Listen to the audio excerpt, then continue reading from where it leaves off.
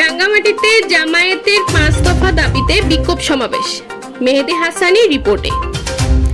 জুলাই জাতীয় সনদের ভিত্তিতে আগামী ফেব্রুয়ারিতে সুষ্ঠু, অবাধ ও নিরপেক্ষ নির্বাচন সহ 5 দফা দাবিতে রাঙ্গামাটিতে বিক্ষোভ মিছিল ও সমাবেশ অনুষ্ঠিত হয়েছে। শুক্রবার বিকেল 4টায় ইসলামিক সেন্টার থেকে শুরু হয়ে শহরের প্রধান সড়ক প্রদক্ষিণ শেষে বনরূপা পুলিশ বক্সে সমাবেশে মিলিত হয়।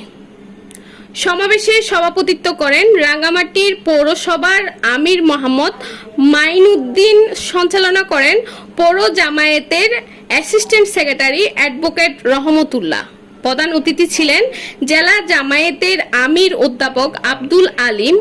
বিশেষ অতিথি হিসেবে উপস্থিত ছিলেন 299 নং আসনের মনোনীত সংসদ সদস্য অ্যাডভোকেট মুক্তার আহমেদ, জেলা নায়েবে আমির জাহাঙ্গীর আলম, শ্রমিক কল্যাণ সভাপতি আব্দুস সালাম, জেলা শিবির সভাপতি রবিউল ইসলাম, শ্রমিক কল্যাণ সেক্রেটারি অ্যাডভোকেট জিল্লুর রহমান, জেলা শিবির সেক্রেটারি ইরফানুল হক ও পৌর জামায়াতের সকল কর্ম পরিষদের সদস্যরা উপস্থিত ছিলেন।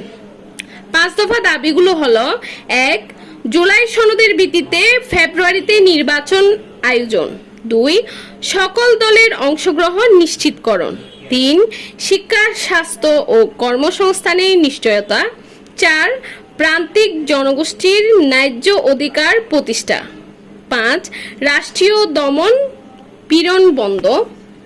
বক্তারা সতর্ক করে বলেন, দাবি না মানলে সামনে আরো